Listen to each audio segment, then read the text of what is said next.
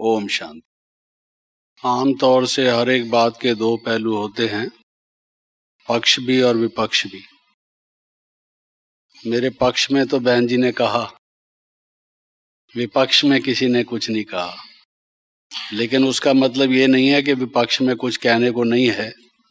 कहने के बहुतों के पास वो भी हो सकता है, तभी बात का संतुलन होता है। लेकिन आज आपने केवल पक्ष की बात सुनी, विपक्ष की बात तो पहले कई दफा सुन रखी होगी। बैलेंस आप खुद कर लेंगे, बैलेंस शीट निकाल लेंगे। अब जो गीत बज रहा था, भगवान हमारा साथी है, क्या ये सच बात है? भगवान हम सबका साथी है।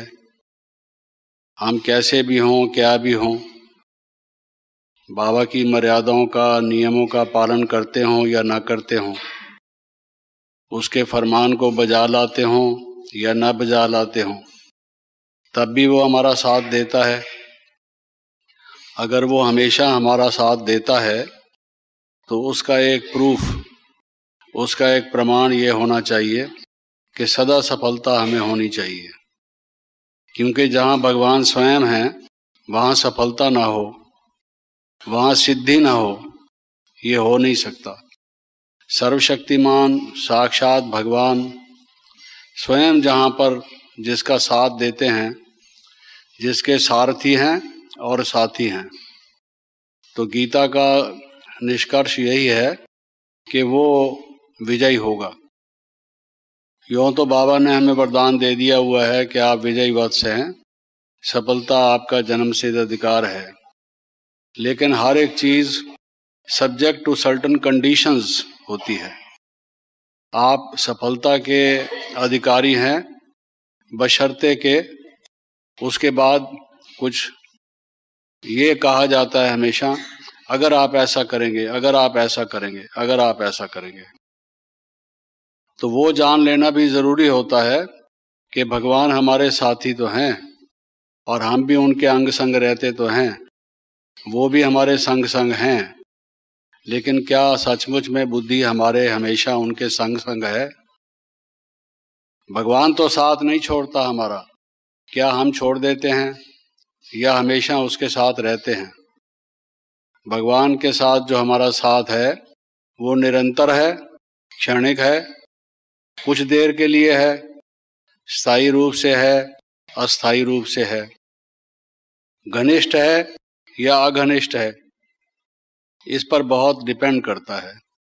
क्योंकि आपके साथ भी अगर कोई व्यक्ति ऐसा हो जो बहुत डिमांडिंग हो, प्रॉब्लम हो आपके लिए, जिसके संस्कार आपसे बिल्कुल मिलते ना हो, बहुत दूर हों, तो आप उसका बर्डन फील करेंगे। आप ये कोशिश करेंगे कि इससे छुटकारा पाएं किसी तरह से।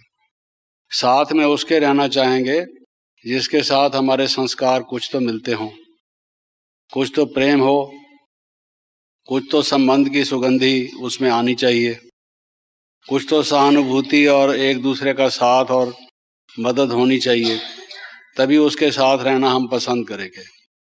और अगर कोई व्यक्ति ऐसा हो जो एडजस्ट ना कर पाता हो, बात को समझता ना हो, हमसे मन से बहुत दूर हो, विचारों से बहुत दूर हो, हमारे और उसके विश्वास मिलते जुलते ना हो, तो केवल दुआ सलाम ही रह जाती है।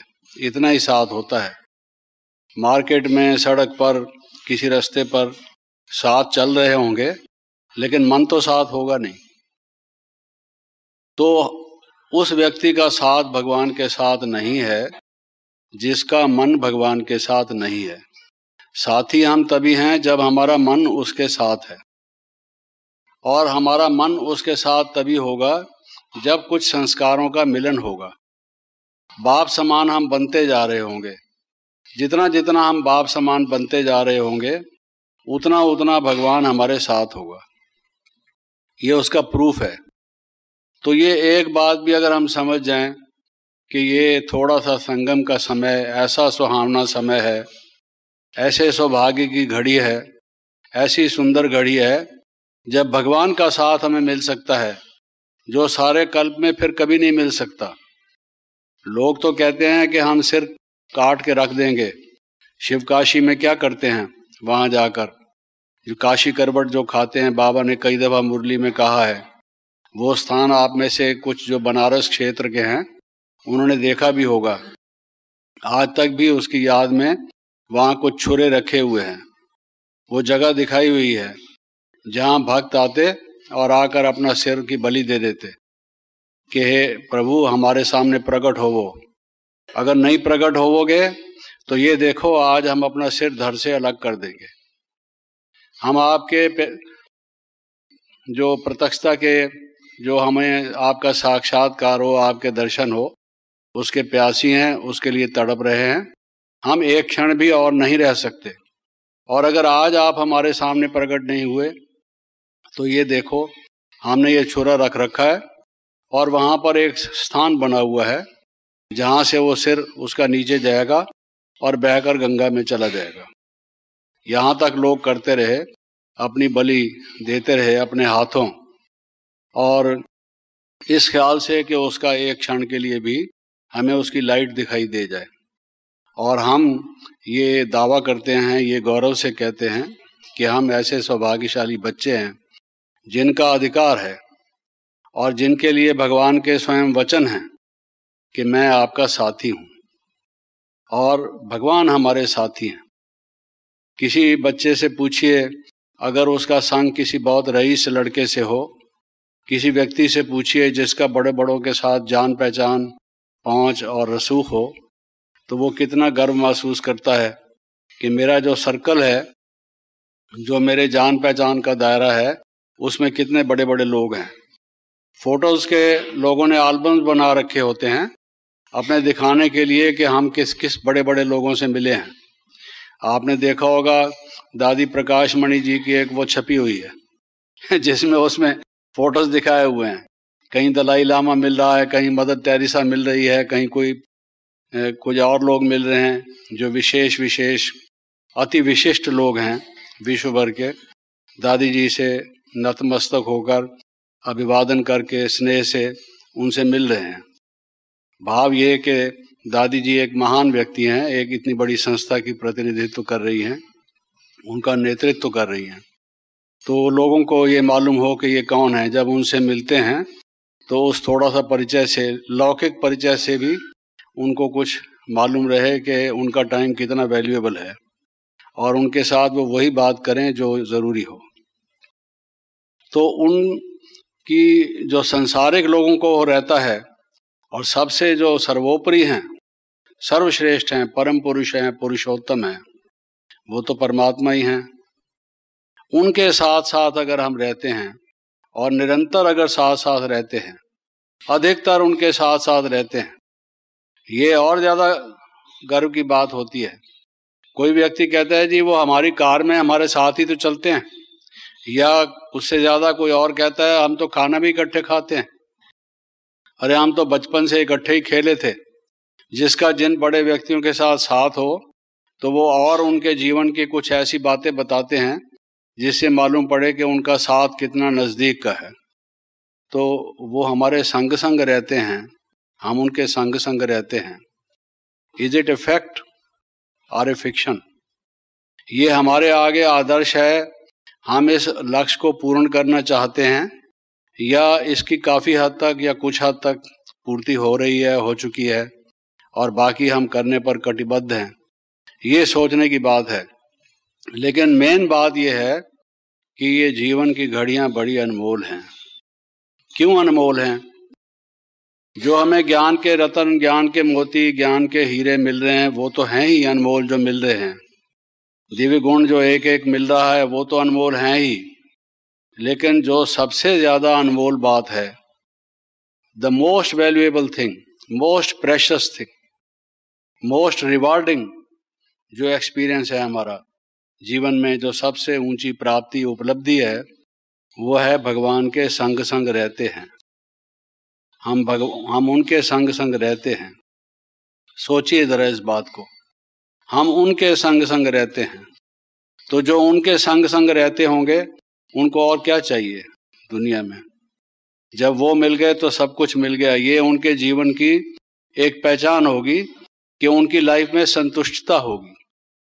जो सबसे ऊंची मंजिल पर पहुंच गए जिसके बाद और कोई ऊंचाई होती नहीं, शिखर तक पहुंच गए। फिर उसके बाद और कोई यात्रा ही नहीं रही, कहीं चलने को जाने को ही नहीं रहा, अपने गंतव्य स्थान पर अपनी मंजिल पर पहुंच गए, तो फिर बाकी क्या चाहिए? वो चीज मिल गई। तो अगर हम इस लक्ष्य से हटकर कुछ और करते हैं, जिसको बाबा कहते हैं लीकेज है, वेस्टेज है।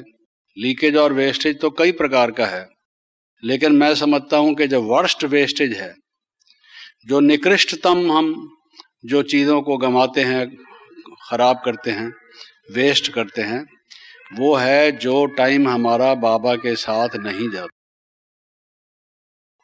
जिसको हम कहते हैं भाई हमने गंवा दिया अपने अनमोल जीवन को, मोस्ट वैल्यूएबल लाइफ को, जो हमें महानतम अनुभूति हो सकती है, उसको हमने प्राप्त नहीं किया। तो वो जो अभी संग मिला है हमें, तारने वाला, पार ले जाने वाला, और जिस जैसा एक्सपीरियंस और कोई होता नहीं। संसार में अनेक प्रकार के अनुभव हैं, और हर एक इंद्रिय से जो अनुभव होते हैं वो अलग अलग प्रकार के अनुभव हैं। नैनों से कई तरह के अनुभव होते हैं, और हमारे जो और भी ज्ञान इंद्रियां, कर्मेंद्रियां हैं, वो अपने अपने विषय और रस के पीछे जब भागती हैं, उनको कई प्रकार की अनुभूतियां होती हैं। फिर मन के जो इंट्रोवर्ट, अंतर्मुख होकर व्यक्ति कोई गुण का मनन चिंतन करता है, कोई ज्ञान का मनन चिंतन करता है, उसके अलग अलग अनुभव होते हैं। लेकिन जो सर्वश्रेष्ठ अनुभव है वो है भगवान के साथ। आपकी लाइफ में कोई ऐसे एक्सपीरियंस हुए हैं? अगर हमारे ज्ञान में आने के बाद भी हमें कोई ऐसे एक्सपीरियंस नहीं हुए जिससे ये प्रत्यक्ष हो जाए, प्रमाणित हो जाए कि भगवान हमारे साथ हैं, आप केवल सोचते हैं ये एक आपका स्वप्न है, कल्पना है, या अनुभूति है कि फलां मौके पर ऐसा हुआ, हमारे साथी ने ये हमारी सहायता की, बाबा ने इस प्रकार से अपना पार्ट प्ले किया, हम बाबा की संरक्षा में रहे, बाबा ने हमारा ये मार्ग प्रदर्शन किया, या उस समय हमें ये टचिंग दी, हमें ये राय दी, हमारे कान में ये आवाज़ की, भीतर के कान में, और हमें ये दृश्य बाबा ने हमारे अंतर चक्षु से हमें दिखाया। भविष्य में होने वाली फलां बात को बाबा ने पहले से हमें ये प्रत्यक्ष, त्रिकालदर्शी बाप ने ये कराया। तो ऐसे अनुभव हुए हैं भगवान के साथ के, भगवान के संग के। जब आप चलते हैं, कोई सखी आपके साथ चल रही है, सेंटर पर रहने वाली कोई बहन आपके साथ चल रही है, कोई आपके क्लास के सहयोगी विद्यार्थी आपके साथ चल रहे हैं, तो आपको ये तो एक भान, एहसास, महसूसता रहती है कि फलां व्यक्ति मेरे साथ चल रहा है। यहाँ तक कि अगर आपकी रफ्तार तेज हो और उसकी रफ्तार ढीली हो, तो आप मुड़कर देखते हैं कि ज़्यादा पीछे तो नहीं रह गए। अगर कोई बहुत तेजी से आगे निकल जाए, आप पीछे रह जाएं, तो आप उसको आवाज़ लगाते हैं, अरे भाई तुम दौड़ रहे हो, देखो तो सही, हमारे साथ चल रहे हो तो साथ तो दो, तुम तो भागते जा रहे हो हमें छोड़कर, ये तो तुम्हारे साथ अगली दफ़ा हम नहीं आएंगे, तुम साथ तो चलते नहीं हो।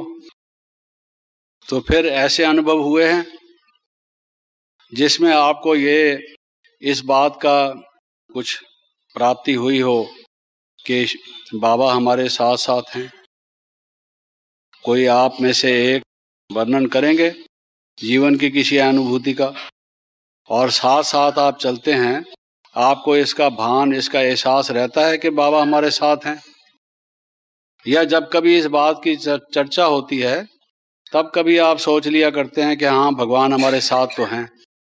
अगर हम पूछें भगवान आपके साथी हैं, तो संकोच या लज्जा के मारे कोई भी नहीं कहेगा नहीं हमारे साथी नहीं है। जैसे बाबा हमेशा कभी क्लास में किसी से पूछते, बच्चे आप सूर्यवंशी बनोगे या चंद्रवंशी? तो कोई भी नहीं कहता मैं चंद्रवंशी बनूंगा, चाहे वो अपने लक्षणों से जानता हो कि वो सूर्यवंशी बनने वाला नहीं है। वो उसका तीर कमान में या तो तीर टूटेगा या कमान टूटेगी। कोई ना कोई चीज टूटेगी उसकी। वो तीर कमान वाला ही है, बंसरीधर नहीं है। लेकिन फिर भी तो कोई अपना अनुभव सुनाए, संकोच नहीं कीजिए। इससे एक दूसरे के अनुभव में वृद्धि होती है, दूसरों को प्रेरणा मिलती है कि हमारे जीवन में भी ऐसे अनुभव पैदा हों। हुआ है किसी को अनुभव? तो किसी का साथ ही नहीं है भगवान। छोड़ दें इस गीत को, अपने रिकॉर्डों की लिस्ट से निकाल दें। किसको अनुभव हुआ है? अच्छा देखो, दिव्या बहन आपको सुनाती हैं। दिव्या बहन माइक पर सुनाइए। इसको कहते हैं एक्सटेम्पोर, जो पहले से मालूम ना हो, अचानक से पूछ लिया जाए। इनके आने से अब दूसरी जो बहनें बैठी हैं पीछे कुर्सियों पर, उनको आएगा कि शायद हमसे भी पूछा जाएगा, तो वो तैयारी कर लेंगे। ओम शांति। जब जगदीश भाई ने ये प्रश्न पूछा तब मेरे मन का संकल्प ही उनके पास पहुंच गया। मैं सोचती थी कि मैं कुछ सुनाऊं। जब से इस ज्ञान में चलना हुआ तब से सर्वप्रथम जब ज्ञान में आई और जब योग अभ्यास शुरू किया तो उसके पहले भी भक्ति के संस्कार बहुत थे और उसमें भी गायत्री से बहुत ही प्यार था मेरा, क्योंकि बहुत बचपन से पिताजी ने वो संस्कार डाले थे। तो मुझे यहाँ आने के बाद द्विधा होती थी कि अब मैं योग अभ्यास करूं या गायत्री मंत्र जो करती हूँ वो। और वो इतना अधिक प्यार था कि जो मुझे लगता था कि मैं ये तो नहीं छोड़ पाऊंगी, योग तो करूंगी लेकिन ये नहीं छोड़ पाऊंगी मैं। तब जब योग अभ्यास करती थी तब एक बार मुझे ऐसा अनुभव हुआ कि जो मेरे जीवन के लिए ये मुश्किल था कि मैं गायत्री मंत्र करना छोड़ सकूं। लेकिन एक दिन ऐसा अनुभव मुझे हुआ कि जैसे मुझे कोई कह रहा है, क्योंकि मैंने योग अभ्यास शुरू किया उसके पहले भी भगवान से मेरी ये प्रार्थना थी कि कई व्यक्ति अलग अलग चीजें हैं वो भगवान से मांगते हैं कि मुझे विद्या चाहिए, धन चाहिए या कीर्ति चाहिए, अलग अलग चीजें। तो मैंने ऐसे सोचा था कि बेस्ट तो यही है कि पहले भगवान से मिल लेना चाहिए, क्योंकि एक एक चीज बोलते रहो, मिल करके एक ही साथ सारी बातें कर ले तो उनसे भगवान से ही मिल लेना चाहिए। तो मेरी बचपन से वो ख्वाहिश थी और इसीलिए मैं गायत्री भी करती थी। यहाँ योग अभ्यास और यहाँ ज्ञान में आई तब कहा कि हम तो भगवान से मिलते हैं और हमारी तो सामने सामने बातचीत होती है। तो मुझे यहाँ ये बात बहुत अच्छी लगी थी। तो जब योग में कर रही थी तभी मुझे ये आवाज जैसे आया कि तुमने क्या चाहा था, क्योंकि मैं जब योग भी करती थी, गायत्री भी करती थी, तब मैं ये कहती थी कि भगवान आपके पास मुझे जल्दी से आना है और आऊं भी सही, लेकिन मैं बहुत ज्यादा लंबा रास्ता नहीं चल सकती। छोटा हो और डिफिकल्ट हो तो भी मैं नहीं चल सकूंगी। मुझे एकदम शॉर्ट रास्ता चाहिए और बहुत स्मूथ रास्ता चाहिए आपके पास आने का।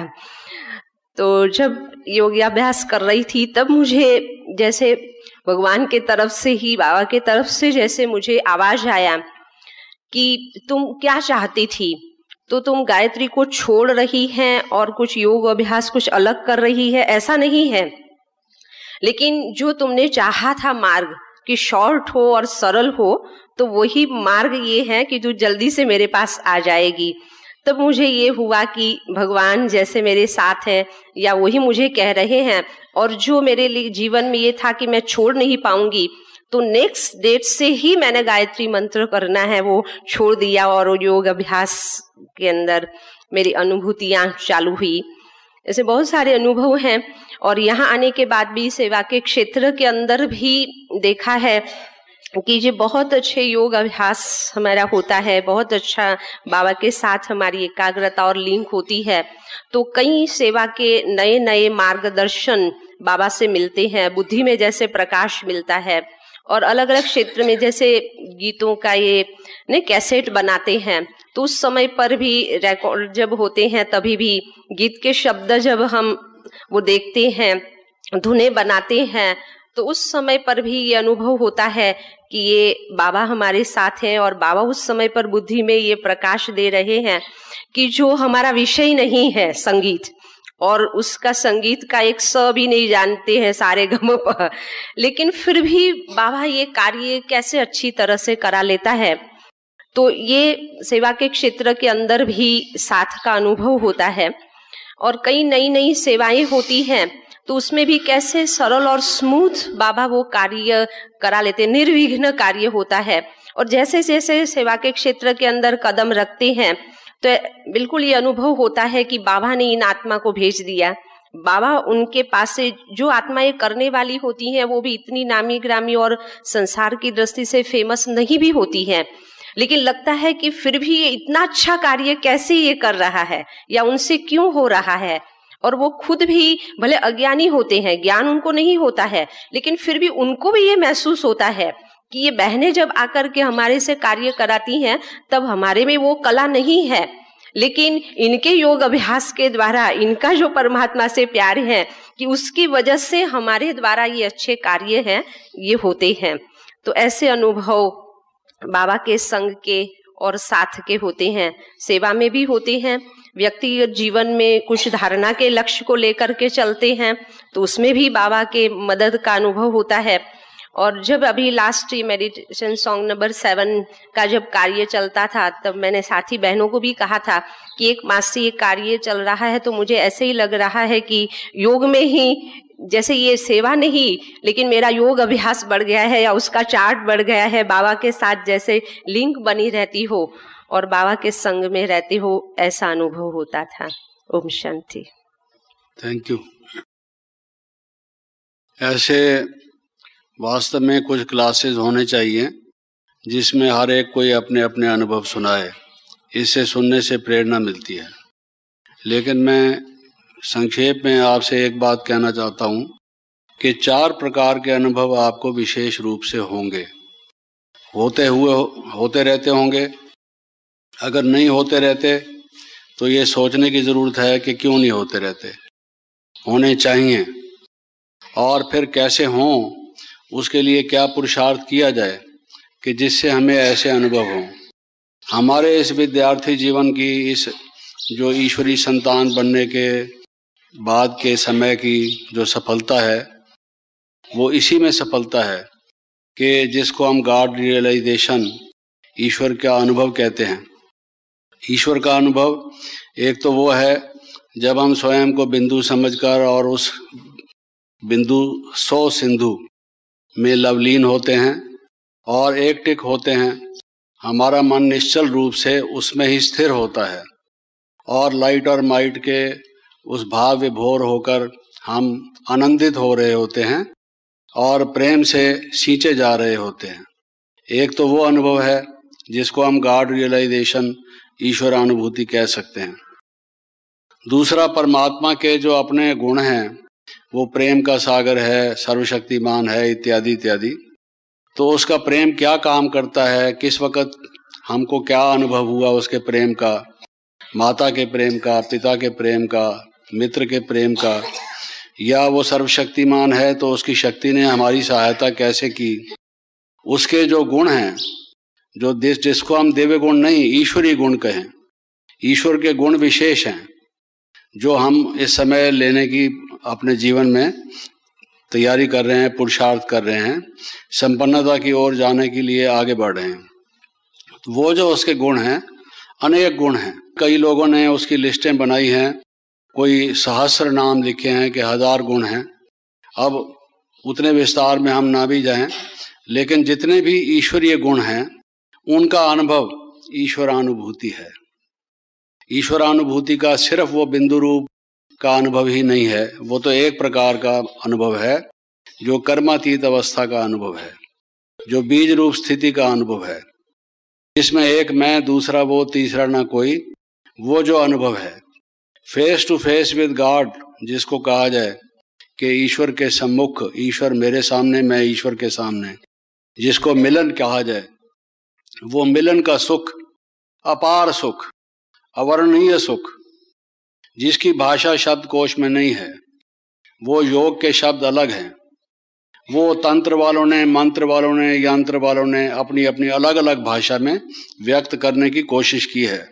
योग दर्शन वालों ने अलग अलग उसको, उपनिषदों वालों ने अलग अलग शब्दों में उसको वर्णन करने की कोशिश की है। लेकिन कोशिश करने के बाद भी सबने ये कहा है ये गूंगे का गुड़ है। जैसे गूंगा आदमी गुड़ खा ले, उससे पूछो कैसा लगा। आजकल तो गुड़ कोई खाता नहीं, समझता है भाई ये ठीक नहीं है, चीनी शुगर क्यूब्स इस्तेमाल करते हैं। लेकिन जिस ज़माने की बात है, जिस ज़माने का ये मुहावरा है कि गूंगे का गुड़, गूंगे ने गुड़ खाया तो कैसा स्वाद है, तो वो उसके पास शब्द तो नहीं होते, कुछ हाव भाव प्रकट कर सकता है किसी न किसी तरीके से। सबसे ज़्यादा तो कहते हैं गूंगे की बोली गूंगे की माँ जानती है, उससे पूछा जाए भाई ये क्या कह रहा है तो शायद वो थोड़ा बहुत बता सके, गूंगा तो बता नहीं सकता। तो एक तो वो अनुभव है, अत्यंत महान श्रेष्ठ अनुभव जीवन में जो है वो उस परमात्मा की याद में लवलीन होने का अनुभव है। वो अनुभव अगर अब तक हमने नहीं किया तो कब करेंगे? समय कितना रह गया है? वो अनुभव कितने समय हमने किया है, कितनी बार हमने किया है, और उसकी स्थिरता कितने समय तक हमारे जीवन में रही है। अगर वो अनुभव हमने किया है तो हमें वही खींचेगा। ये बाकी जो फालतू बातें हैं, लफड़े हैं संसार के, चाहे वो दैवी परिवार के लफड़े हों चाहे संसार के लफड़े हों, फिर वो हमको खींचेंगे नहीं अपनी तरफ। हमारा ध्यान बार बार उस तरफ जाएगा, वो कितना अच्छा था, वो अनुभव कितना निराला था। फिर डुबकी लगाएंगे उसमें। एक हंस जैसे एक निर्मल स्थान पर उसके कंठ पर बैठकर मोती चुगता है या उसमें नहाता है, तैरता है, उसी प्रकार से हम भी उस क्रिया को किया करेंगे। तो ये एक अनुभव है। लेकिन जो उसके दूसरे अनुभव हैं, संग संग रहने के जो अनुभव हैं, ये जीवन उस अनुभव के लिए हमें ईश्वरी वरदान के रूप में मिला है। जैसे वो एक मिसाल देते हैं कि किसी को राजा ने जंगल दे दिए चंदन के वृक्षों के, कोयला बेचने वाला व्यक्ति था और उसने जला जला के उसको कोयलों के भाव बेच डाला, चंदन की काष्ठी कीमती लकड़ी को। या किसी आदमी को रतन मिले थे और उसने गुलेल में डाल डाल के पक्षियों को उड़ाने के काम में इस्तेमाल कर दिया, उसको मालूम नहीं था। ऐसे ही जो हमें जीवन ये मिला है संगम युग का, अगर हमने भी इसी तरह से गंवा दिया तो बाबा कहते हैं कि बच्चे बुद्धिवान देखना हो तो इस दैवी परिवार में देखो, सबसे बुद्धिवान, क्योंकि सबसे ज्यादा बुद्धिमान उनको कहा जाता है जो खुश रहें। What is the greatest philosophy in the world? The greatest philosophy is one which keeps you always happy. अगर आप खुश नहीं रहते तो आपकी फिलॉसफी अपने घर रखिए, हमें जरूरत नहीं है। It is not a sellable commodity, no one will purchase it, you can't sell it. वो कोई खरीदेगा नहीं उसको। जिससे हमारा दुख निवारण ना हो तो वो दर्शन दर्शन नहीं है। दर्शन वो है जो हमें खुशी के दर्शन करा दे, दर्शन ही नहीं करा दे मिलन मिला दे, मिलन ही नहीं मिला दे हमें अनुभव करा दे, खुशी को हमारे में हमको खुशी में, दोनों को ओत प्रोत कर दे, ऐसा कुछ हमें दर्शन चाहिए। तो ये जो ग्रेटेस्ट बाबा कहते हैं, जो समझदार देखने हों, इस जीवन की वैल्यू को समझने वाले, बाबा के महावाक्यों को समझने वाले, ये जो घड़ियां हैं जो हमें मिली हैं अनमोल, उसके मूल्य को पहचानने वाले परम बुद्धिमान, परम दार्शनिक जो देखने हों, वो भी आपको इस इंस्टीट्यूशन में उसकी निंदा, इसकी खराबी, उसकी खराबी रोध होके अपने जीवन को ख़त्म कर देंगे। और बाद में जब पटाखा फटेगा, बम फटेगा, बम को पटाखा ही कह दीजिए, क्योंकि मेरे को तो एक पटाखे ने बम का काम कर दिया और अब मैं समझता हूँ दोनों में थोड़ा सा ही डिफरेंस है। तो वो अगर समय आ गया और फिर हम हाथ मसलते रहे तो क्या फ़ायदा है उसका? We are wasting our time, wasting our time, wasting our time.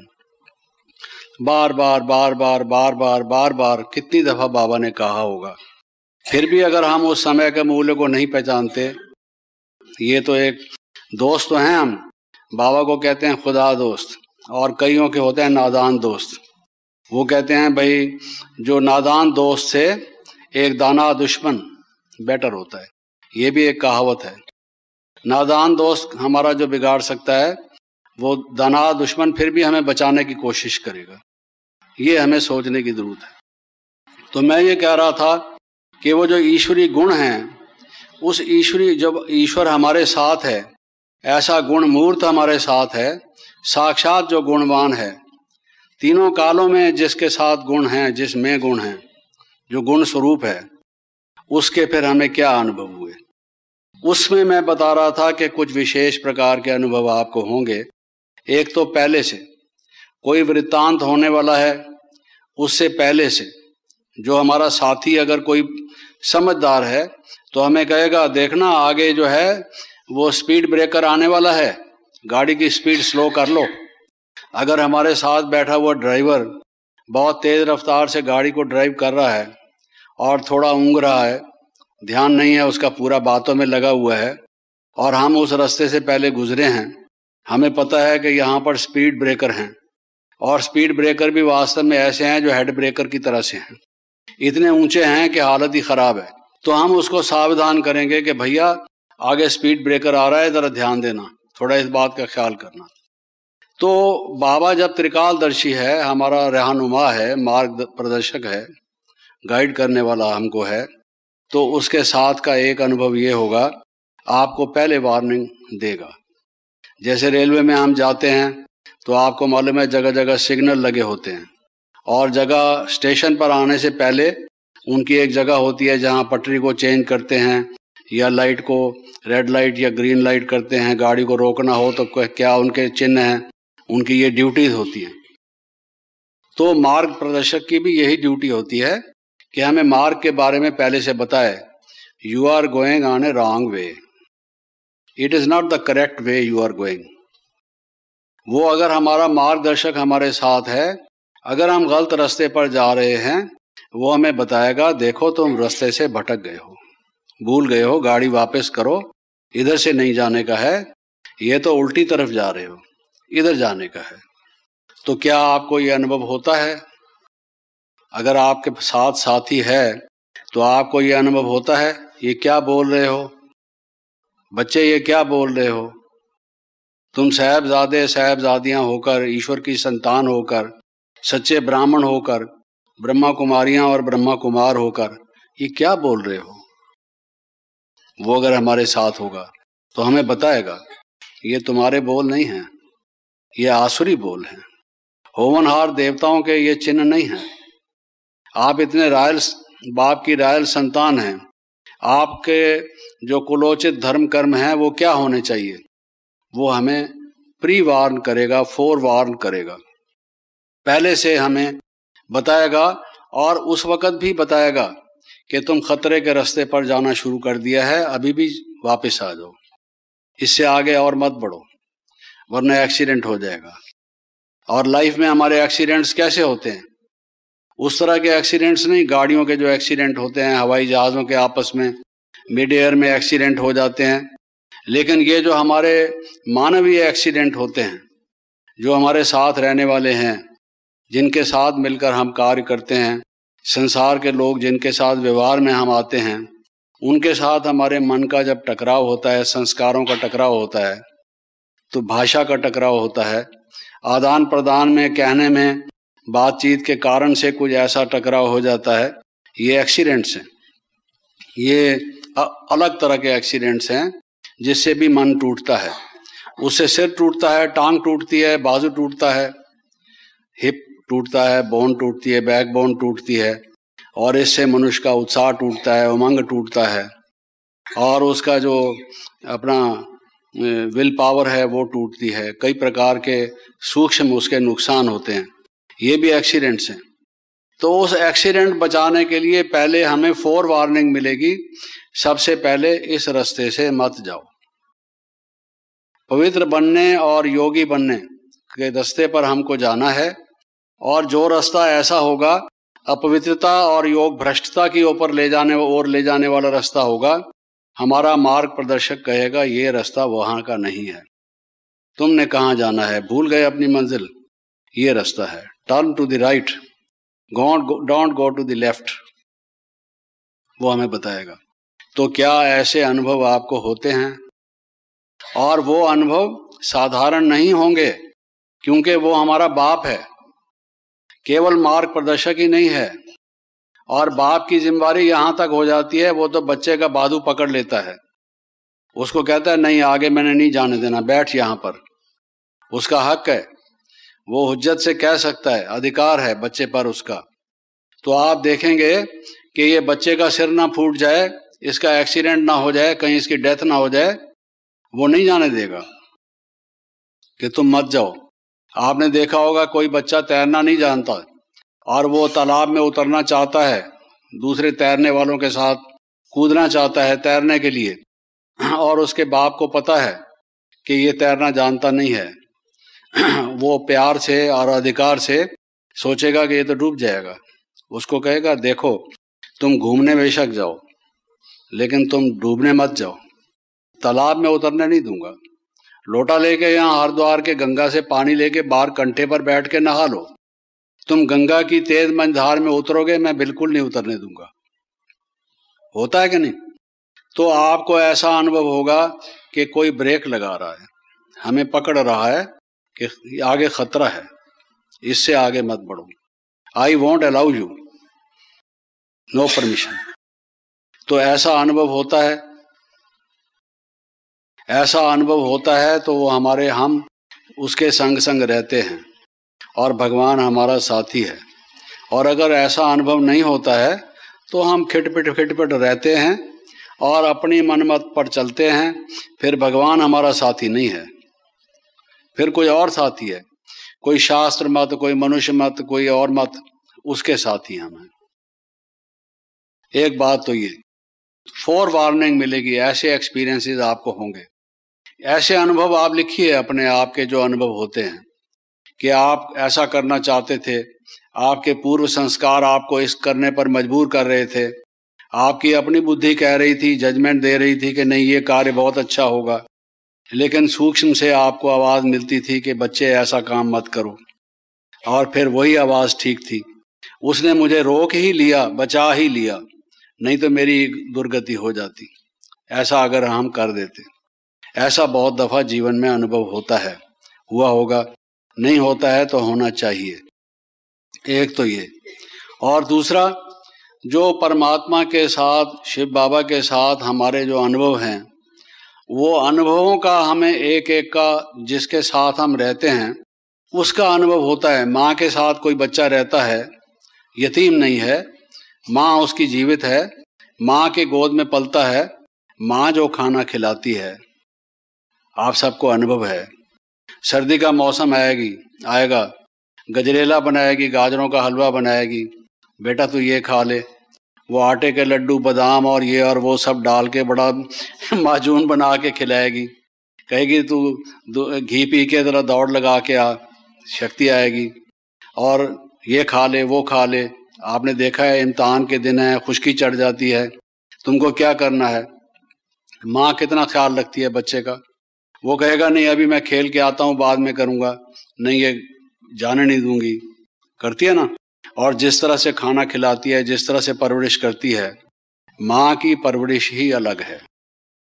दुनिया में आप लाखों रुपए देकर किसी को रख लीजिए जो बेबी सिटिंग में या बच्चे के देख रेख में कोई एक्सपर्ट भी व्यक्ति हो, वो अपने प्रोफेशनल तरीके से करेगा, सफाई सुथराई रखेगा, मैनर सिखाएगा, बैठना उठना ठीक तरह से चलाएगा।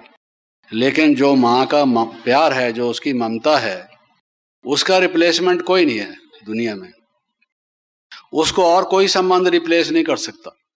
इवन द फादर, बाप का भी बच्चे के साथ प्यार होता है, माँ का प्यार और बाप का प्यार में फर्क तो होता है। You can't say it is the same thing, difference तो होता है। तो ये अनुभव आपको होते हैं अलग अलग संबंधों के, माता के, पिता के, सखा के, कभी जीवन में कोई अलग अलग टाइप के ये अनुभव होते हैं। कभी बातचीत होती है, कभी जवाब मिलता है, कभी कोई प्रॉब्लम आए हैं तो उसके आगे रखे हैं, उस प्रॉब्लम का समाधान कुछ उसने आपको दिया है, और आपको कैसे मालूम है कि ये उसका दिया हुआ समाधान है, ये मेरी सोची हुई बात नहीं है, मैं तो कुछ अलग ही सोच रहा था, ये तो बिल्कुल कुछ अलग है।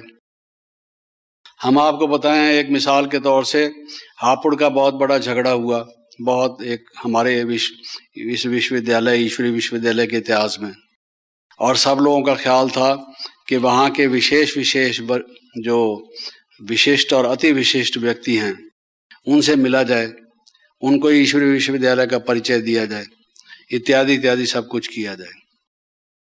तो बाबा ने हमें ये कहा, उनसे तो बेशक मिलो। मिलने के लिए तो बाबा हर एक के लिए कहते हैं कि उसको संदेश दो, बाबा का परिचय दो, लेकिन फलां जो गुंडा आदमी है जिसने ये सारा धमाल कर रखा है, झंझट मचा रखा है, उससे मिलो। और वो आदमी मर्डरर था जो डे लाइट मर्डर्स करता था, क्योंकि उसके रिश्तेदार पुलिस थे, कई केसेस उसके ऊपर चल रहे थे, कई दफ़ा जेल से छूट कर आया था। वो तो सड़क पर दिन दहाड़े में कत्ल कर देता था, और लोगों को ये डर था कि अगर इससे हमने बात की और बिगड़ गया ये, हम तो वापस तो नहीं आने के, ये तो सिर अलग काशी करवट हमारा भी हो जाएगा आज। तो वो उससे बात करना खतरनाक है। भाई बहनों का ऐसा विचार था, सिवाय कुछ एक दो के, और बाकी सब कहते थे आईपीएस वीआईपीएस से मिलो। और बाबा ने कहा नहीं, कुछ फायदा नहीं होगा, मिलो उनसे, बेशक वो भी सहयोगी होंगे, लेकिन उस गुंडे आदमी से मिलो। तो देखिए, बाबा की जो श्रीमत होती है, बाबा का जो विचार होता है वो अलग होता है। अब जो अपने एक दो कह रहे थे, मैं भी उनमें से था, कि उस गुंडे से मिला जाए, लेकिन सब लोग सावधान करते थे, डराते थे कि उससे नहीं मिलना चाहिए। तो उस वक़्त आपको ऐसा मालूम होगा, ये हमारी बात सुनते क्यों नहीं, मानते क्यों नहीं। हमारे अंदर इतना फोर्स होगा, बाबा का इतना वो पावर से संकल्प आएगा, दृढ़ संकल्प आएगा, यही होना चाहिए, और चाहे दुनिया के विचार एक तरफ होंगे, उसका जो विचार है वो एक तरफ होगा। तो ये आपने अनुभव कभी किए हैं इस तरह के, कि जिसमें आपको ऐसा लगे, क्योंकि भगवान चूंकि सर्वशक्तिमान हैं, उनका जो विचार है, संकल्प है, जो थॉट है, वो भी मोस्ट पावरफुल होगी, और वो होके ही रहेगी, अटल होगी, वो थमेगी नहीं, धीमी नहीं पड़ेगी। आप कितना भी कोशिश कर लें, उससे छूट नहीं सकते। वो आपको बार बार जगाएगी, ये कर, ये काम करो, ये काम करो, ये काम करो, ये काम करो, ये काम करो। आप सोएंगे तब भी आपको ये आवाज आएगी, उठो, ये क्या कर रहे हो, ये काम करो। जब तक आप उस काम को करेंगे नहीं, आपका उससे छुटकारा ही नहीं है, ऐसा आपको महसूस होगा। तो ये जो अनुभव हैं कि जिस वक़्त आपको कोई रास्ते में प्रॉब्लम आते हैं, कठिनाइयाँ आती हैं, विघ्न आते हैं, तूफान आते हैं, व्यक्तिगत जीवन में आते हैं, यज्ञ के इतिहास में आते हैं, दैवी परिवार में आते हैं, संघर्ष है, तो उस समय में आपको बाबा की मार्ग प्रदर्शना मिलेगी।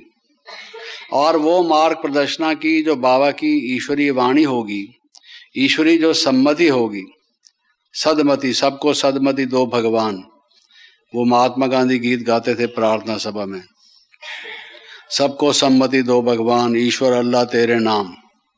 तो वो ऐसी सम्मति आपको देगा जो विचित्र होगी, जो सबसे न्यारी होगी, लेकिन जिसके द्वारा ही सफलता मिलने वाली होगी।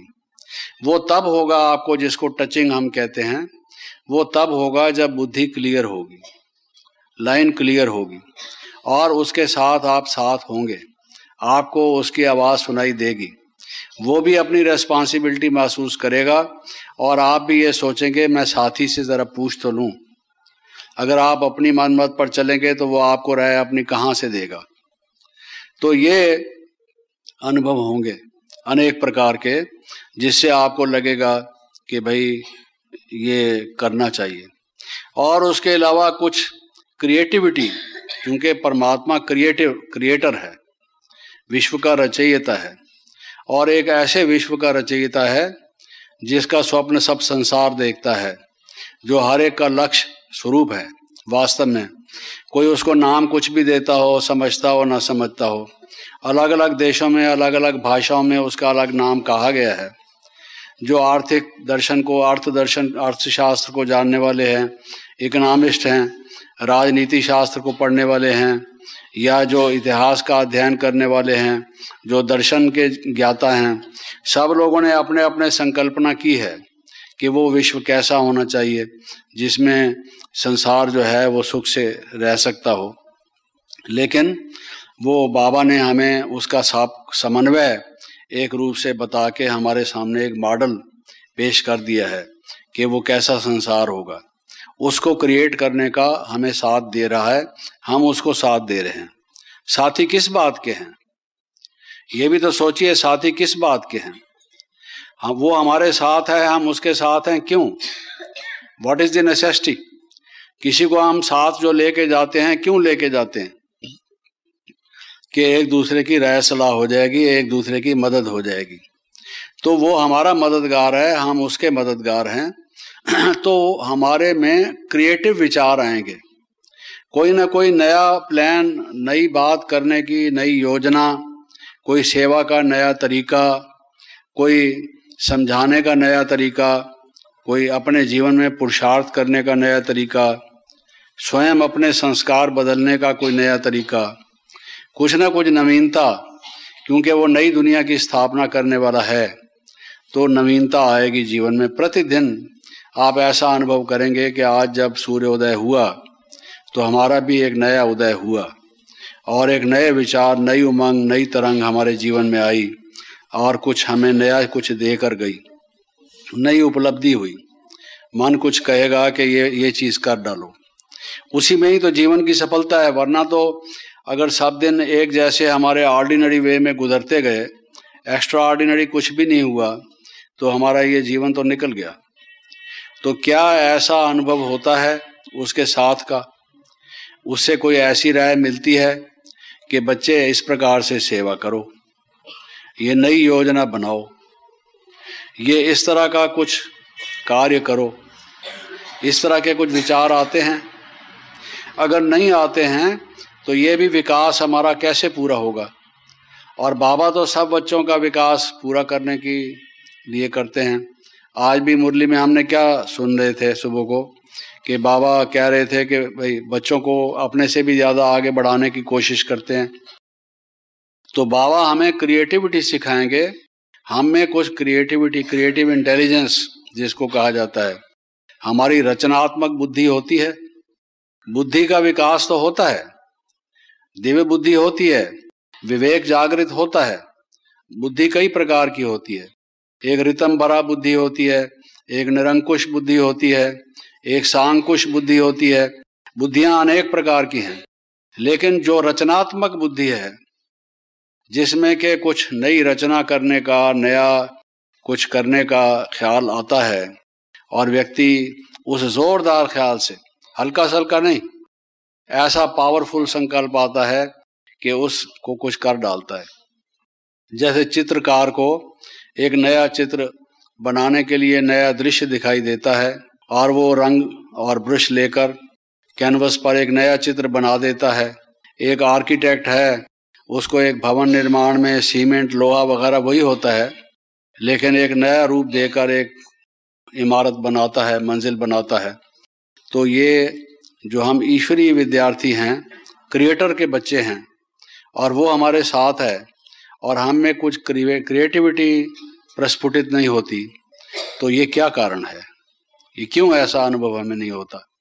तो हम समझते हैं कि ये अनुभव हम में जरूरी होना चाहिए।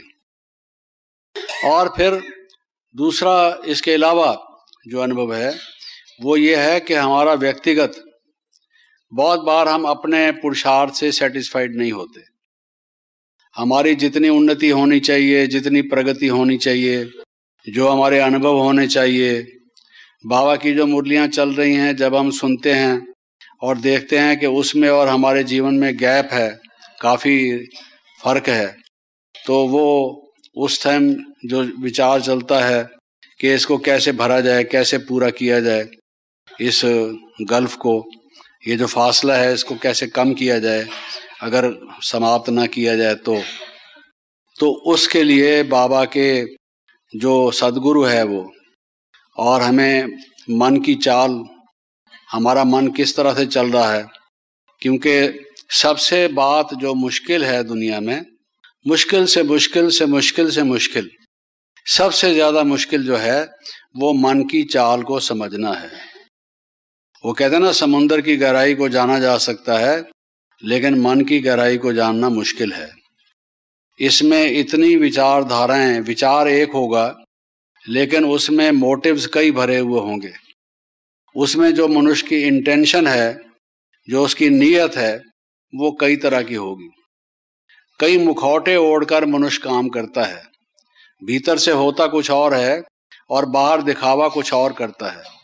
रियल इंसान देखना हो तो वो तो खुद भी नहीं जानता मैं रियल क्या हूं। मनुष्य अपने आप को भी नहीं जानता कि मेरी रियलिटी क्या है। जो मुखौटा ओढ़ता है, शीशे में देखता है, तो वो अपने आप को भी वैसे ही समझने लग जाता है। तो जो हमारा मन कई दफा गलत काम करने लग जाता है, उसको अच्छा सा रूप देकर, रैशनलाइज करके, किसी बात की दलील देकर, तर्क देकर, रीजन बताकर कि ये इसलिए हम कर रहे हैं, देखने में वो रीजन बहुत ठीक होगा, लेकिन उसके नीचे अगर जाओ, जैसे बिलो द कारपेट डस्ट होता है, ऊपर से कारपेट सुंदर देखने में आएगा, जब हटाओगे हफ्ते में, 10 दिन में, 5 दिन में, तो देखोगे अरे भाई ये मिट्टी फिर नीचे ऐसे कहाँ से आ गई। भारत में तो है ही डर्टीएस्ट कंट्री, मिट्टी तो आती ही रहती है, पता नहीं कहाँ से आ जाती है, लूज डस्ट इतनी है। तो वो मन में भी इस तरह के जो सारे संकल्प हैं, वो पेचीदगियां, कॉम्प्लिकेशंस जिसको कहा जाए, भरा हुआ होता है। इसलिए सरलता का जो गुण है उसको प्राप्त करना अत्यंत कठिन है। बिल्कुल सरल बन जाना वो तब संभव है जब हम बिल्कुल निर्मल बन जाएं। अनेक प्रकार के जो मल आवरण और विक्षेप हैं वो हमसे दूर हो जाएं, तब हमारा मन पूर्ण रूप से निर्मल बन सकता है। और जब पूर्ण रूप से निर्मल बने तभी वो पूर्ण रूप से सरल बन सकता है।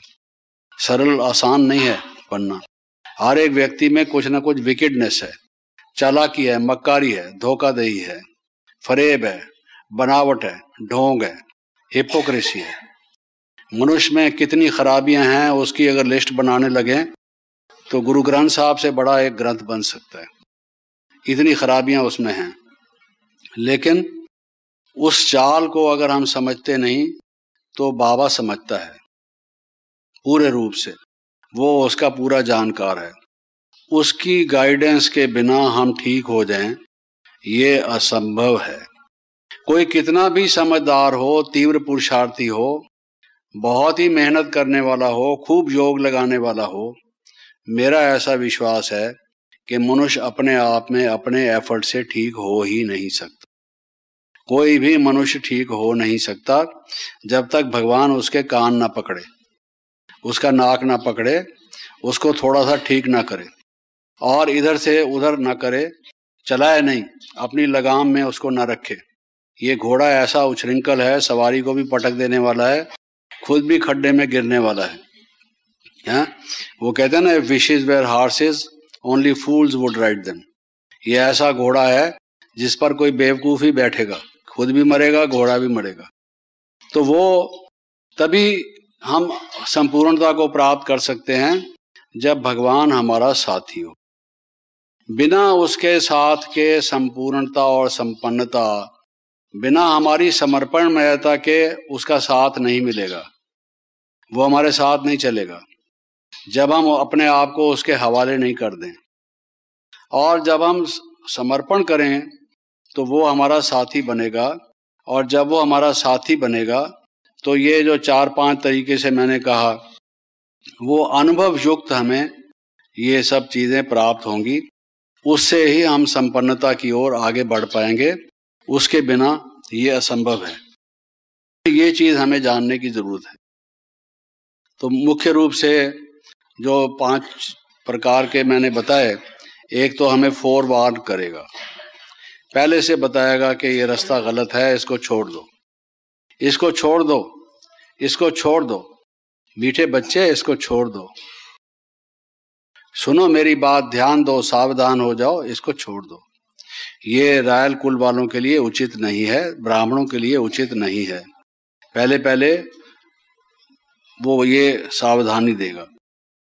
ये दूसरे नंबर पर। पहले तो पहले ही बता देगा कि इस तरह से जाओ मत, फोरवार्न करेगा।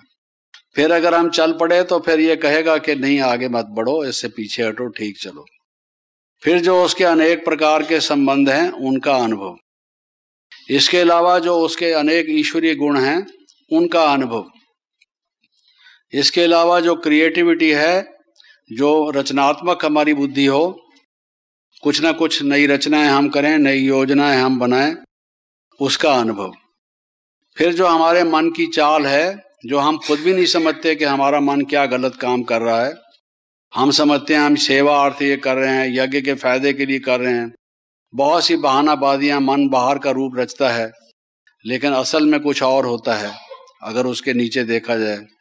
तो उसके लिए हमें सावधान करना, ये ठीक नहीं है, ये गलत कर रहे हो। ये सारी चीजें हमें अनुभव हो गई जो अगर हमें उसका साथ मिलेगा। तो है क्या कि जीवन में हमारे वो साथ हो, लेकिन जीवन क्या है? What is life? जीवन क्या है?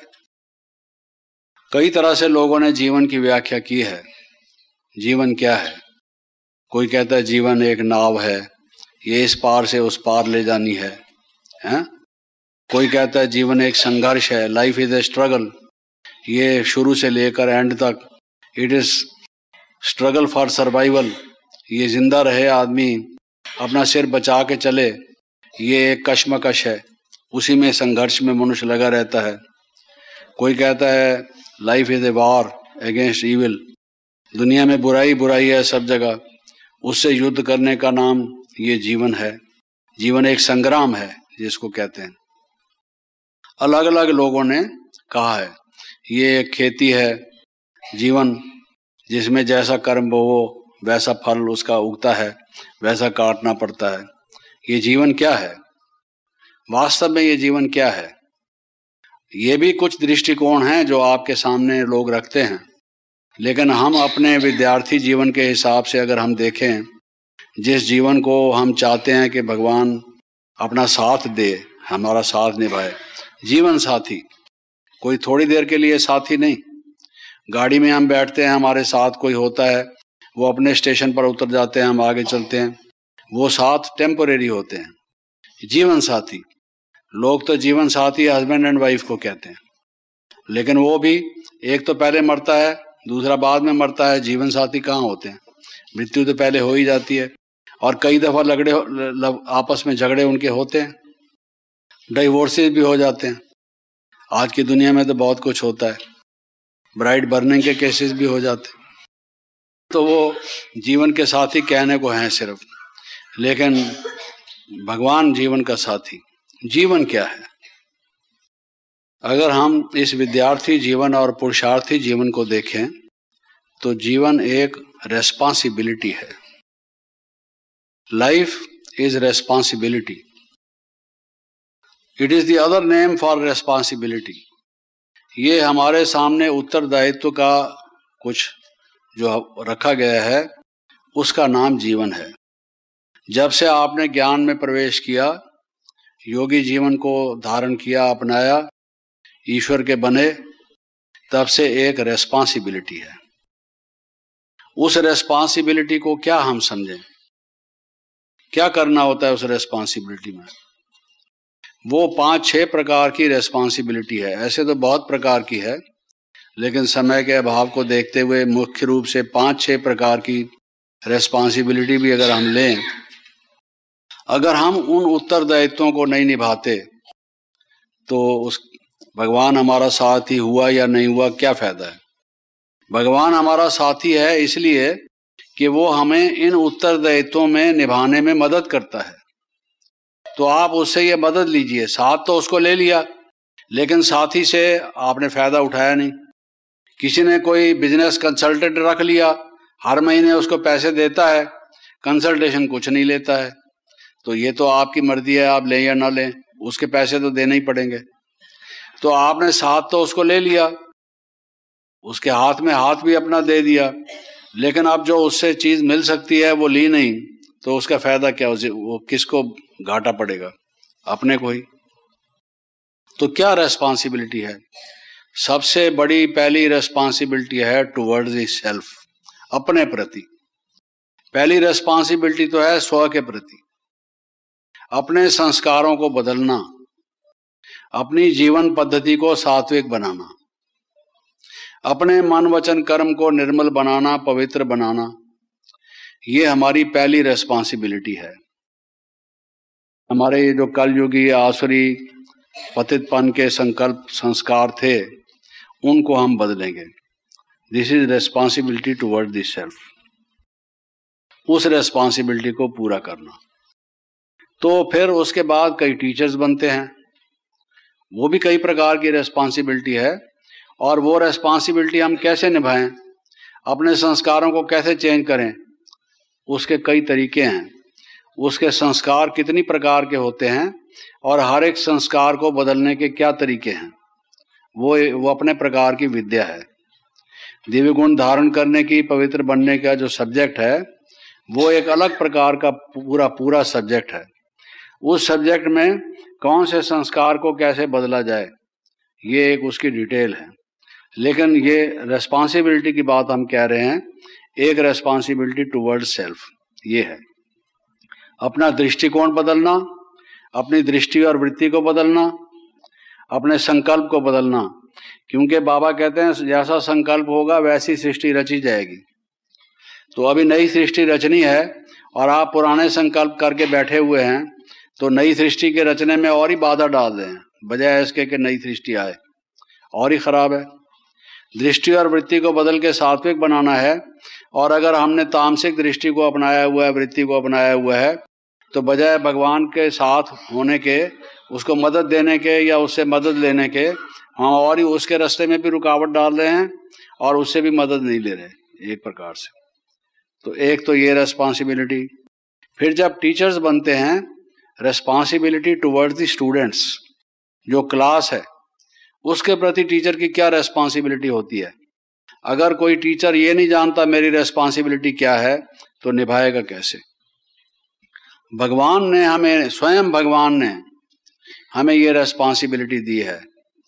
उसका इनाम कितना मिलेगा, उसकी पेमेंट कितनी मिलेगी, उसका अवार्ड रिवार्ड कितना मिलेगा, आप सोचिए। और उसने जो सर्वोपरि है, सर्वश्रेष्ठ है, सर्वोत्तम है, उसने हमें ये जिम्मेवारी दी है। जरा सोचिए तो सही, चुनकर हमें, हमारे ऊपर डिपेंड करके कि बच्चे ये करो, हमने ये रेस्पॉन्सिबिलिटी ली है। तो उस रेस्पॉन्सिबिलिटी को हमने ठीक तरह से निभाया। आप देखते हैं कई तरह के लोग होते हैं, जब उनको कोई रेस्पॉन्सिबिलिटी देते हैं, कई तो कहते हैं भाई ये हम नहीं जानते इस काम को, हमारे बस का नहीं है, ये किसी और को दे दो। ऐसा देखा ना आपने? कभी कोई प्रोग्राम होगा, कोई मौका आएगा, आप किसी को कहेंगे, कोई कह देगा मेरी तबीयत ठीक नहीं है, आजकल मुझे वीकनेस है, मेरा ब्लड प्रेशर अप है, कोई ना कोई बात बता देंगे, ये है वो है, ये हम नहीं जानते, ये फलाने को दे दो। कोई किसी ईर्ष्या के वश कहेंगे भाई और काम उनको देते हैं, ये उनको, ये भी उनको ही दे दो, ये हमें क्यों देते हो। कहने का भाव उनका यही होता है। तो रेस्पॉन्सिबिलिटी लेते ही नहीं। फिर कई लेते हैं तो कहते हैं भाई देखो टोटल रेस्पॉन्सिबिलिटी हम नहीं लेते, टोटल रेस्पॉन्सिबिलिटी नहीं लेते, हम सहयोग देंगे, जितना हो सकेगा हम आपको मदद देंगे, हम टोटल रेस्पॉन्सिबिलिटी नहीं लेते। तो आप टोटल रेस्पॉन्सिबिलिटी नहीं लेते क्यों, आप बताइए। ऐसे भी होते हैं ना जो कहते हैं हम टोटल रेस्पॉन्सिबिलिटी नहीं लेते। जब कार्य ठीक हो जाएगा कहेंगे हमने भी काम किया, छाती ठोक कर कहेंगे हमने भी किया था। और उस वक्त क्या कह रहे थे अब तो रुस्तम होके कह रहे हैं, उस वक्त कहाँ था, उस वक्त पूछ हिला रहे थे, उस वक्त कहते थे हमारे बस का नहीं है, हमारे पास इतना और भी काम है, और भी रेस्पॉन्सिबिलिटीज हैं, ये बांट दो, हम ये टोटल रेस्पॉन्सिबिलिटी नहीं ले सकते। कई ऐसे होते हैं जिम्मेवारी ले लेते हैं, जिम्मेवारी लेते हैं लेकिन एक्सेलेंट काम नहीं करते, पूरा चित्त लगाकर काम नहीं करते, उसकी योजना बनाकर उसको एक अच्छे क्वालिटी का काम, स्टैंडर्ड का काम करें, वो नहीं करते। रेस्पॉन्सिबिलिटी ले भी ली, ऐसे भी शूरवीर निकलते हैं, रेस्पॉन्सिबिलिटी ले ली लेकिन जब काम आता है, जब टाइम आता है, कई तो बीच में ही धोखा दे जाते हैं, कहते हैं हमने ली तो जरूर थी लेकिन डॉट डॉट डॉट और डैश डैश डैश। उसके तो बहुत ही जवाब हैं, अपने वो खिसकने की कोशिश करते हैं। अरे भाई हमने ली थी सो क्या फंस गए क्या, हम मरना है क्या हमको? आप देख रहे हो हमारी तबीयत ही ठीक नहीं तो क्या करेंगे? हाँ आप कहते हो हमने ली थी, जब आप कहोगे भाई आपने रेस्पॉन्सिबिलिटी फिर ली क्यों थी, कहते हैं ली क्या थी, हमारे गले में फांसी डालोगे? अरे हमने ले ली थी, अच्छा किया था ली थी, अब हम नहीं निभा सकते तो क्या फांसी चढ़ा दो हमें, जाओ जो करना उसको कर लो। और ये हल्ला शेरी करते हैं, इस तरह के जवाब देते हैं, बताओ उनका क्या आप करेंगे? तो रेस्पॉन्सिबिलिटी ले लेंगे, लेकिन रिस्पॉन्सिबिलिटी के थोड़े ही दिन के बाद कोई ना कोई भाव स्वभाव में आकर, कोई अपना डिप्रेशन के मूड में आकर, कोई और अपने किसी कारण से पर्सनल वजह से वो निभाते नहीं। और कोई अगर निभाते हैं थर्ड क्वालिटी या सेकंड क्वालिटी, कोई अच्छी क्वालिटी भी निभाएंगे, लेकिन उसको जितना बेस्ट हो सकता है, ये भगवान का काम है, ईश्वरीय कार्य है और वो सबसे श्रेष्ठ है।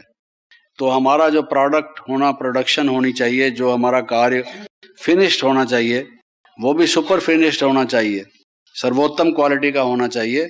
एक्सीलेंस से उसको नहीं करेंगे तो क्वालिटी कंट्रोल, आजकल क्वालिटी मैनेजमेंट होता है ना, तो उसमें क्वालिटी का ध्यान वो नहीं देते, तो जिम्मेवारी ले भी ली। तो ये स्टूडेंट्स के प्रति भी जो जिम्मेवारी हम लेते हैं वो कहाँ तक लेते हैं, ये बहुत बड़ी जिम्मेवारी है।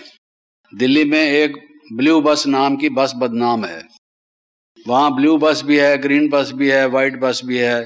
आपने कई दफा अखबारों में पढ़ा होगा कि फलां ब्लू बस जो है वो जा रही थी जमुना जी में डूब गई, फलां ब्लू बस चल रही थी और लोग दूसरे बस की इंतजार में थे, पटरी पर खड़े थे, सड़क पर भी नहीं, बस ही पटरी पर चढ़ गई और सारे आदमियों को वहां कुचल डाला। तो वो ब्लू बस बदनाम है, खतरनाक मानी जाती है। अगर ब्लू बस आ गई, आप अपनी कार ये मत कहो कि भाई ये गलत रास्ते से चल रहा है, गलत, आप अपने को बचाओ, जैसे कैसे अपने को बचाओ, वो गलत चल रहा हो या ठीक चल रहा हो, क्योंकि वो ब्लू बस है, समझा? उसको ठीक तरह से हमें अपने आप को खुद चलाना है। तो वो कितने पैसेंजर उसके बीच में बैठे हैं और कितने लोगों का कनेक्शन है, उन सबका एक्सीडेंट होके सब मर जाते हैं। एक ड्राइवर की मुट्ठी में कितने लोगों की जान होती है, वो अपनी रिस्पॉन्सिबिलिटी नहीं जानता है कि मैं सड़क पर चल रहा हूँ, मुझे लाइसेंस मिला है ये समझकर कि ये जानकार है और जिम्मेवार है। तो क्लास के स्टूडेंट्स की जिम्मेवारी मिली है, उनके 21 कुल तरने हैं, 21 जन्म का उनका श्रेष्ठ भाग्य बनना है, कल्पांतर का भाग्य बनना है। और अगर टीचर ही ठीक ना हो, उन बेचारों की लुटियर तो डूब जाएगी, उनका क्या नतीजा होगा? ये नहीं समझते हमारी क्या जिम्मेवारी है। हम अगर क्लास पर टाइम नहीं जाते, हम अगर क्लास में योग पर नहीं बैठते, हम अगर अपनी अवस्था को खराब कर देते हैं, हमारा बोलना और कर्म अगर हमारे से ठीक नहीं है, हम उनको बाबा की जीवन कहानी सुनाते रहें, लेकिन हमने जो बाबा का ज्ञान लिया है, हमारी अपनी वो तस्वीर क्या है बोलती है, हमारी अपनी स्टेज क्या है, उनके सामने तो वही चीज है। तो वो टीचर की जिम्मेवारी क्या होती है, कैसे एक लीडर है, टीचर मैनेजर है, कैसे दूसरों को शिक्षा देकर अपने नमूना पेश करके उनको चलाने वाला है, वो अगर रेस्पॉन्सिबिलिटी ठीक नहीं निभाते तो कैसे वो कार्य कर पाएंगे। उसमें भी बाबा की मदद, बाबा का साथ हमारे साथ हो, वो कैसे? और जो पहला संस्कार बदलने में भी बाबा का साथ हमें मिले, वो कैसे? फिर तीसरी रिस्पॉन्सिबिलिटी है दैवी परिवार के सामने। हमारा केवल सेंटर ही तक सीमा नहीं है, अपना ये दैवी परिवार है। एक शहर में कई सेंटर्स हैं और ये सारे सेंटर्स वाले हमारे दैवी परिवार के भाई बहन हैं। अब इनके प्रति हमारी क्या जिम्मेवारी है? हम ये ना सोचें जहां जो कुछ हो रहा है या हो गया या कुछ ऊंच नीच बात है तो हमारा क्या जाता है, हमारा क्या मतलब है, हम क्यों इसमें पढ़ें, हम क्यों इसमें देखें। अगर हमारे सहयोग की कहीं ज़रूरत है, हमारे जो सेंटर्स के जो साधन हैं, उन साधनों के कहीं पर आवश्यकता है बाबा की सेवा के लिए, तो ये दैवी परिवार है, उनके प्रति भी कोई हमारी रेस्पॉन्सिबिलिटीज होती हैं। जहाँ संबंध होता है वहाँ कोई रेस्पॉन्सिबिलिटी होती है। पति की पत्नी की तरफ, पत्नी की पति की तरफ, बाप की बेटे के लिए, बेटे के बाप के लिए, दोस्त की दोस्त के लिए, जहाँ संबंध है वहाँ उत्तरदायित्व होता है। तो जब हमारा एक ईश्वरी संतान होने के नाते इनसे संबंध है तो हमारा भी उत्तरदायित्व होता है, रेस्पॉन्सिबिलिटी होती है। तो वो रेस्पॉन्सिबिलिटी जो दैवी परिवार के प्रति है वो हम ठीक निभाते हैं। इस सब्जेक्ट को भी समझने की जरूरत है कि दैवी रेस्पॉन्सिबिलिटीज क्या क्या हैं। कोई भी व्यक्ति किसी ऑफिस में चार्ज लेता है तो उसको बताया जाता है कि देखो तुम्हें हमने ये इस काम के लिए रखा है। तुम टेलीफोन ऑपरेटर हो, ये विदेश के नंबर हैं, ये देश के नंबर हैं, ये माउंट आबू के नंबर हैं, ये हमारे जो सहयोगी हैं ये उनके नंबर हैं, ये फलां के हैं, ये फलां के हैं, इनसे ऐसे बोलना है, इनसे इस तरह से करना है, उसको समझाया जाता है। और फिर जिस टाइम टेलीफोन वगैरह की ड्यूटी से फारिग हो जाओगे फिर आपको ये करना है, फिर इस तरह से आपको ये करना है। रेस्पॉन्सिबिलिटी बताई जाती है उसकी। तो दैवी परिवार के प्रति भी हमारी क्या रेस्पॉन्सिबिलिटीज हैं, हमारे माइंड में ये सब्जेक्ट क्लियर है। फिर दैवी परिवार की रेस्पॉन्सिबिलिटीज के अलावा यज्ञ के प्रति हमारी क्या रेस्पॉन्सिबिलिटी है। हमारा जो हेडक्वार्टर है और जो टोटल यज्ञ है बाबा का जो रचा हुआ ये मधुबन है, हमारी बड़ी दादियां हैं जो हमारे परिवार की शिरोमणि हैं। यज्ञ के प्रति हमारा उत्तरदायित्व क्या है, हमारी रेस्पॉन्सिबिलिटीज क्या है, ये भी समझने की जरूरत है। इस बात की भी जानकारी पूरी होनी चाहिए।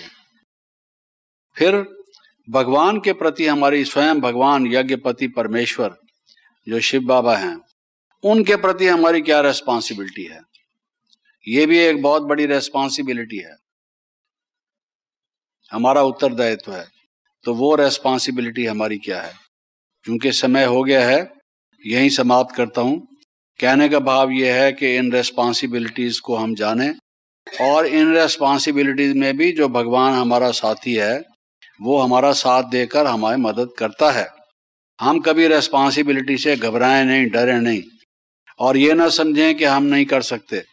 साथी बनाने का मतलब यह है कि जब सर्वशक्तिमान हमारे साथ है तो हम कर लेंगे। हम में भले शक्ति ना हो, हम इनकम्प्लीट हों, बाबा का जब हमें साथ मिलता है, हम साथ में उसको रखते हैं तो हमारी कमी को बाबा पूरा कर देता है।